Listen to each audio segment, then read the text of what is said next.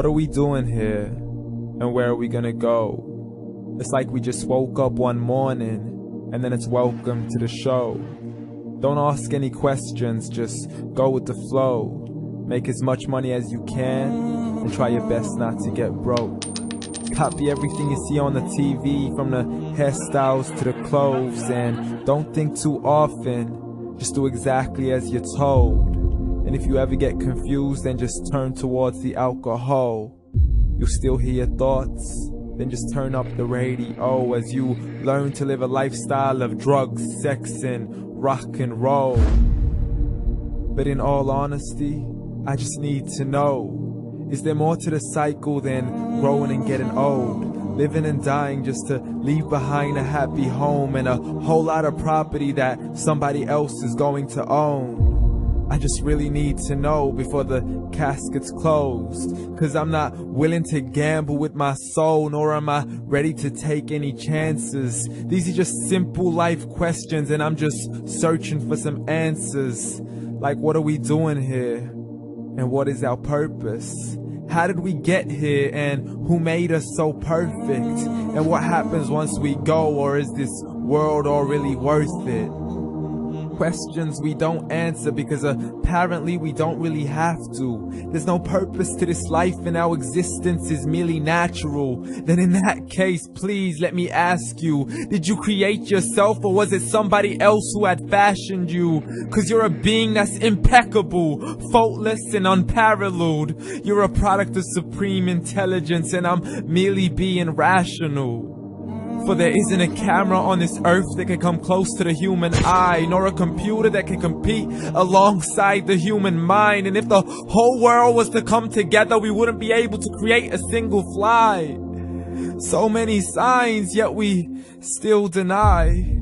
As science tries to justify that all this could come from none, when it's a simple sum. 0 plus 0 plus 0 cannot possibly ever give you 1.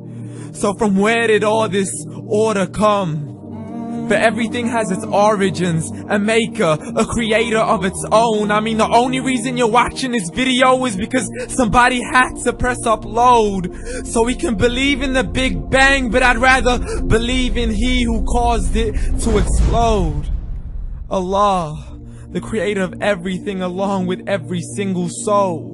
The ever-living, the master, the only one who is in control. Unlike his creation, beyond our imagination. And no, he's not a man, nor does he have any partners in association. He's on his own. And no, he did not ever leave us alone.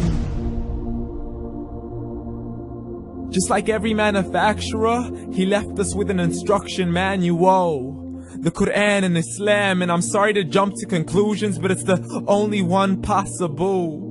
The only definition of God is the one and only supreme being. It's logical, a book with 0 contradictions, with miracles that are both scientific and historical, all revealed over 1400 years ago.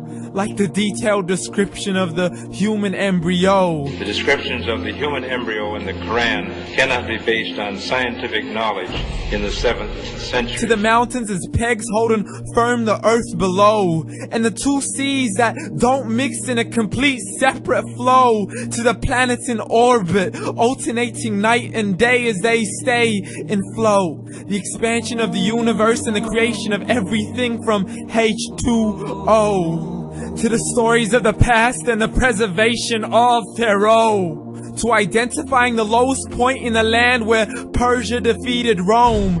The gushing fluid that created man in the glands between the ribs and the backbone. And not a word has changed, it's still the same. So please explain how all this was known over 1400 years ago. To a man who couldn't read or write, as he would recite whatever the angels spoke. And if you still don't believe, please try to come up with something that's even close. But you can't, so we took God as a mockery and his messengers as a joke. Muhammad could not read or write. How's somebody who can't read or write gonna start a religion? Dismiss these scriptures as legends and tales of the ancient folk as we live life according to our whims, desires, and hopes. Saying this life is the only home we will ever know. We will live then die then simply turn to bones. YOLO! Correction, after the grass dies, the rain arrives and it regrows, and Allah promises to do the same thing to your very soul and bring you back from your very fingertips to your toes.